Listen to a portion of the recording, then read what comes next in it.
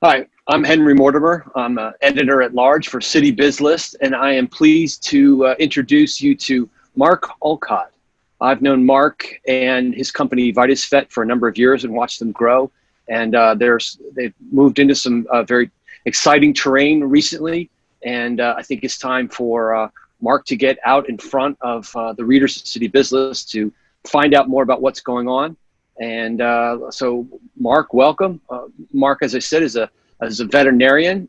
He's lived through some challenges that vets and vet practices have experienced over his lifetime. And he's got a lifelong passion for animal health and a sharp eye for what needs fixing. And that includes an understanding of technology and practice management solutions, and has launched his company, VitusVet, to offer others like him the advantages that he knows are missing and that will help accelerate the veterinary practice to reach, really the levels of what modern medicine for humans can do. So Mark, welcome. Thank you very much, Henry. Glad to be here with you. So let's just jump right in for our first question. Just more about your background, your personal story. As I mentioned, your career combines veterinary medicine, both as a practitioner and a practice owner. You have an MBA from University of Maryland, and you have, as I said, a passion for leading edge pet tech innovations. Would you share with us how you came to bring all of their passions together to form VitusVet? Sure. I am originally from upstate New York.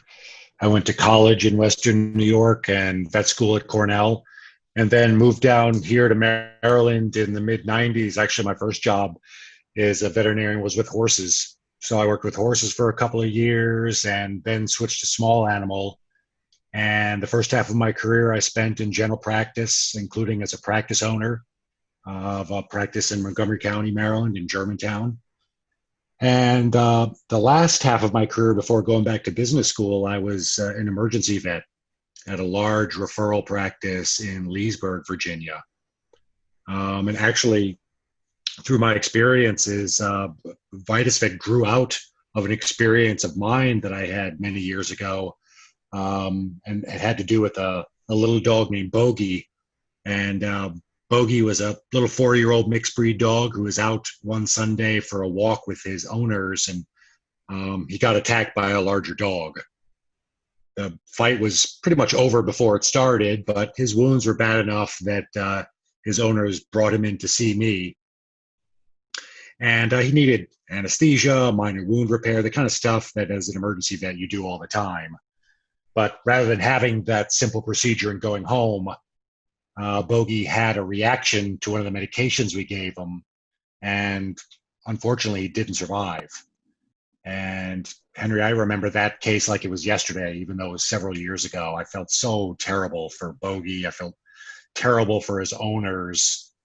But it didn't take long for that anger and frustration to trigger my curiosity. Like, why did this happen? Why is this happening?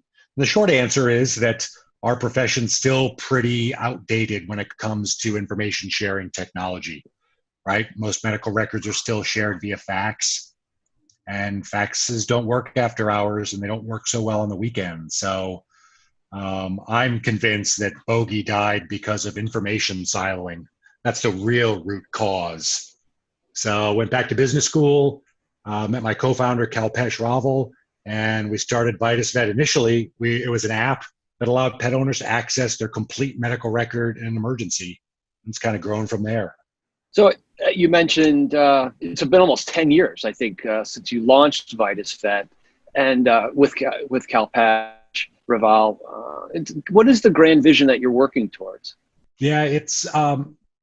Yeah, we started the company technically in 2013 when we graduated from Maryland Smith.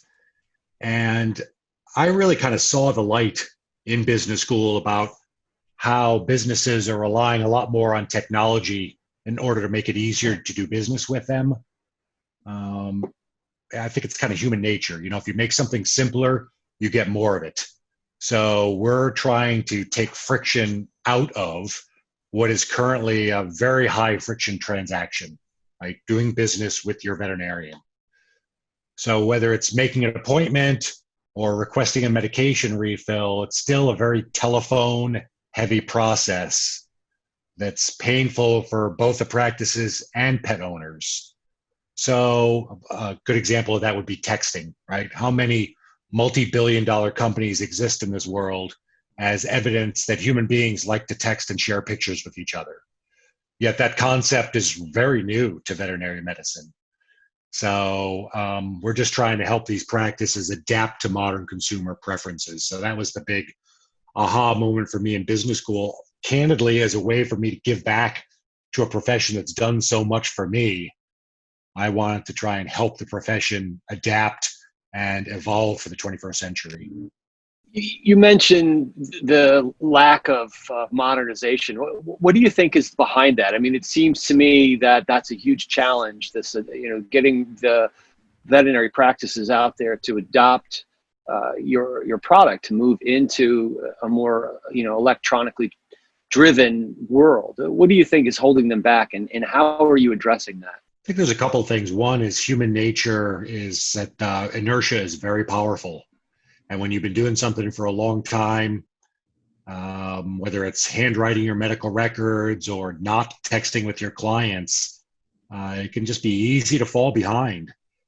There are still some veterinary practices that are really old school, and they've done well largely because they provide great service or are geographically in an area where there are limited other options.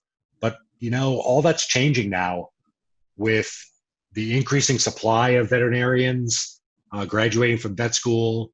Additionally, some outside competitive threats like what their practices are seeing from Chewy and Walmart. So there's some pressures on these practices, the likes of which they've never seen before. So I think now, and frankly, COVID has been a part of that, as well as a force toward modernization. So now these practices really do have to adapt, or they're going to substantially suffer. I also think some of these older practice owners, whom I lovingly call dinosaurs, but if I'm one of them and I'm a practice owner, the other challenge for them is it becomes difficult to recruit young associate veterinarians for whom the thought of handwriting and medical records is almost literally laughable, right? So these are digital natives that are coming out of veterinary school right now. They've only really known, the world with smartphones and computers. So I think it's something that they finally kind of have to do, adapt or die kind of a thing. You mentioned COVID-19. We've seen in the human-based medical industry how the impact of COVID-19, has been felt sort of financially and personally. It's caused, increases in some areas, like innovations in products, and let's dive a little deeper. Tell me a little bit more about how COVID-19 has affected the veterinary practice industry, and how your product can perhaps provide some help and relief to both the practice owners and pet owners. This is one of the real surprises. I think nobody expected when COVID hit that veterinary practices would be actually busier than ever. And I think there's a couple of reasons potentially behind that, with people staying home more. Maybe they're spending more time with their pet and they're seeing, boy, that limp is really not going away. Well, another factor for sure is that a lot of folks with the social distancing and working from home have adopted pets. Right? There are some shelters that are empty now. No one really saw that coming. So those are definitely drivers for the industry too. And I think it's helped us because we as a company have been sort of singing about the benefits of technology for a few years. Now, COVID's kind of accelerated those discussions around using technology to make life easier in your practice. As I said, we've been saying this for years, but now with curbside service, for example, it's just not really an option for practices to be without a texting solution. I mean, they could do it. It's very telephone heavy. So you take a practice that the front desk used to be kind of chaotic because of all the phone calls. And now everybody that comes to see you needs a call to tell you they're there, a call to tell you when to bring your pet up to meet the technician, a call to talk to the doctor to discuss results, and a call to pay, right? So it's crazy in these practices. So, our texting solution has really fit a big need there. It's the best in the industry, and our texting solution integrates directly with the practice management software that the practice is already using. So it just works really, really well. I think actually now the challenge that practices are facing is that curbside in general is pretty inefficient. So they feel busier, and revenue is up for sure. It's not like they just feel busier, but they're not actually generating more revenue. They are. But what's also up are client complaints and staff burnout. And our technology can help that. So it's just about evolving as quickly as you can to adapt this new circumstance. A lot of businesses have been able to innovate and pivot a little bit during this time to perhaps add new services. Is there something that, you mentioned curbside. What about what offerings do you have now that might help with, automatic payments or the ability to not have to go or spend too much time, in the office if you're worried about being indoors? Is there something that VitusVet has added? Yeah, in fact, we've added what we call text to pay, which is something pretty new for the industry. So the idea that I can send a link to one of my clients. I'm a veterinary practice. I can send a link to a client for them to just pay touchless, like you might see if you go into a restaurant. When I dropped my son off out west in Colorado for college, there was a number of restaurants that had that. Basically, you scan the QR code. It's actually Toast Technology. Their head of sales is on our advisory board. So we've been heading toward this direction for a while, where how do I streamline that whole process? So text to pay is a big one, not only for these curbside visits, but also medication refills. That's probably one of the biggest differences between veterinary practices and human medical practices, is that veterinary practices have pharmacies for all the kind of specialized medications that humans need or that pets need that many pharmacies don't carry. So trying to streamline that medication refill process and make taking payment a lot easier is something that that the timing was pretty good for us. I mean, we were working on this anyway to try and reimagine what the entire practice checkout experience could be like, to make it more like Starbucks or Dunkin' Donuts, where I just pay and walk out the door. COVID has accelerated that even more with some of the touchless options. So that's an area that we're really excited about, bringing payments onto the platform, not only to help the veterinary practices, but another part of this platform is installment payment plans for pet owners, because we think that still the cost of care is a big problem in veterinary medicine. Very few pets are insured. After decades, there's still less than 2% of pets that have pet insurance. So we love pet insurance. We think it's a great idea. More people should have it. I'm a huge believer in pet insurance. But this is another tool in the practice's toolbox to just allow somebody who, they come in and they're willing to spend $300 or $400 on their dog for their annual exam, their immunizations, lab work. But they really should be spending more like $600 if you factor in heartworm preventative, flea and tick medication, and maybe they should have a Lyme test. But if you say it's $600 all at once, that's a lot different than saying it's $100 a month for 6 months. So what we're trying to do is some of the stuff that Klarna and Affirm are doing in other industries, just make it easy for that pet owner to say yes to the care that their pet needs.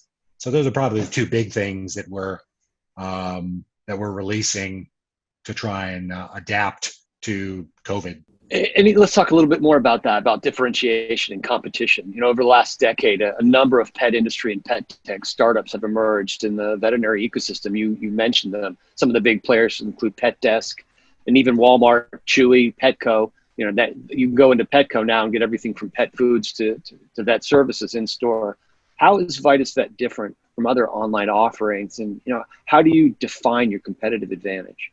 I'd say our biggest competitive advantage is one of them is that we're a very robust solution that allows these veterinary practices that might currently be using 4 or 5 different vendors to consolidate, just work with VitusVet, save themselves some money, but also have a really compelling tool to help connect with their clients. I mean, we want to be the world's best at connecting veterinary practices with their clients. Right now, that relationship it's like a thread. It's very thin.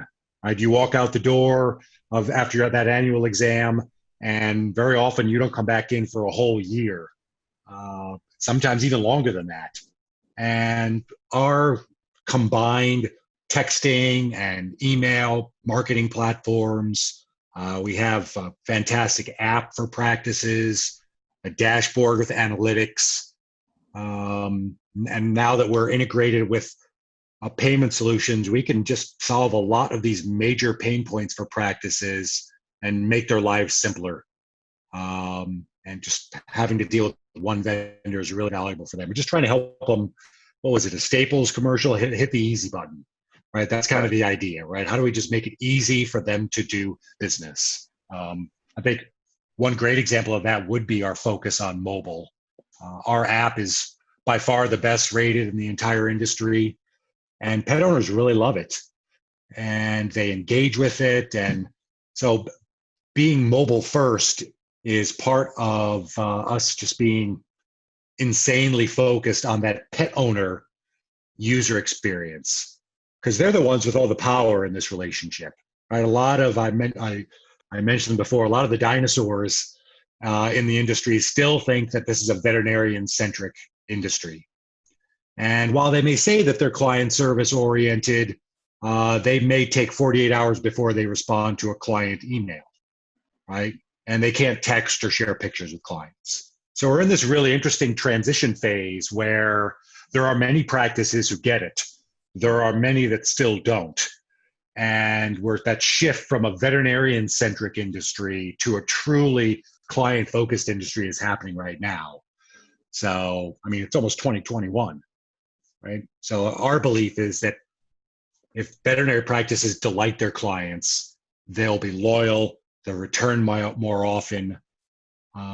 I mentioned early Chewy and some of the fears about online competition. I think that's why Chewy has succeeded, right? They have a fantastic user experience, especially compared to trying to transact with your veterinarian. Again, very telephone heavy, clunky.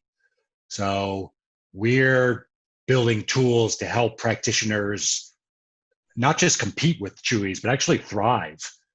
Because what's really interesting about that is they very often have highly competitive prices.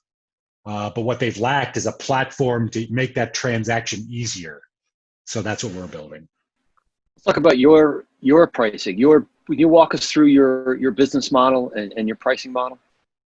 Yeah, we're a software as a service company, a SaaS plus payments, which is becoming increasingly a thing. I mentioned Toast in the restaurant industry, maybe MindBody in the spa and personal care industry, these vertically integrated softwares where payments and merchant card processing is a big part of the picture. So from a business model, it's a two-sided market. We have an inside sales team, an incredible marketing team, and we've built some really successful sales channel partnerships to get us in front of the decision makers in these veterinary practices. We charge them a monthly subscription fee, and we also generate revenue from being a merchant card provider. We can usually match the rates that they're getting, and also provide them some tools that they're not able to get right now from their current merchant card provider. We're also, we send out postcard reminders as part of our multi-channel communication platform. So that's another revenue source for us. And there's a lot of revenue streams in the business. I mean, another one is, partnering with certain pharmaceutical companies to help them and veterinary practices drive that medication compliance. Right? So it turns out the reminder system that we use to help practices keep their clients coming back for annual exams and whatnot can also be used to drive medication compliance. So we can remind them that they need a refill, make it easy to request that refill, make it easy to pay for it, and also arrange pickup or delivery. So really close to being able to offer practices this turnkey solution so that they can compete online. So, that's kind of our business model to help veterinary practices better engage with pet owners. So again, SaaS plus payments, where becoming a merchant card provider for veterinary practices is a revenue source for us that doesn't cost the practices any more than they're currently paying. You mentioned as part of your business model, it's based on the partnerships and relationships. Veterinary Hospital Managers Association, the pharmaceuticals, the suppliers. I know you recently added Nationwide as one of your partners, and they're, I think, the first and largest the insurers to offer coverage for pets. What is the potential to adding Nationwide and partnerships like that for your future revenue growth? Yeah, we're a big believer in partnerships, especially with, I'll talk a bit about the Veterinary Hospital Managers Association, which is just a great group of, as you might imagine, veterinary hospital managers. And these are the practice managers who are working real hard in these veterinary practices, and we're just trying to help make their lives easier. So we've really, they're a great partner for us. We know that if the practice managers and the technicians and the doctors, if their lives are easier, pets get better care, clients get better service. So that's a real great organization. They have a degree program, or a certificate program, I should call it, called the Certified Veterinary Practice Manager. And it's a certificate that requires many hours of instruction and real world experience as a practice manager before they can sit for a very difficult exam to get certified as a veterinary practice manager. And it can be a costly process for technicians to do this, although it's a huge step forward in their career. So we actually sponsor a scholarship for veterinary technicians and practice managers who want to take that next step and become a certified veterinary practice manager. So that's been a very rewarding partnership. Maybe one other one I'd talk about is our partnership with SplitIt. They're a fintech company that we've partnered with to bring the installment payment plans to veterinary practices.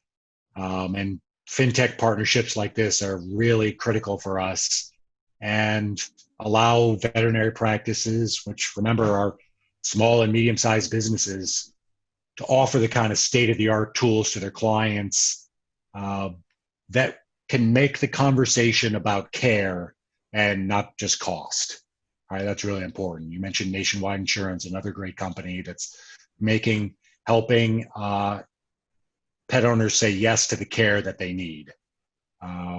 We also think that pharmaceutical companies and lab services companies are natural allies, since our platform can help their businesses too, right? So whether you're in the insurance business or the medication business or you're a veterinarian, compliance is the name of the game. I should probably say that to us, compliance means, in human medicine, they'd call it adherence, right? So how tightly do you adhere to your doctor's treatment plan? If they recommend you come back every year for an annual exam, some lab work and immunizations, what % of your clients actually do that? Compliance can be kind of a loaded term, especially in human medicine with, radiation safety and whatnot, but that's not what we mean by it in veterinary medicine. It's just, how can you keep pets on the medications that they need?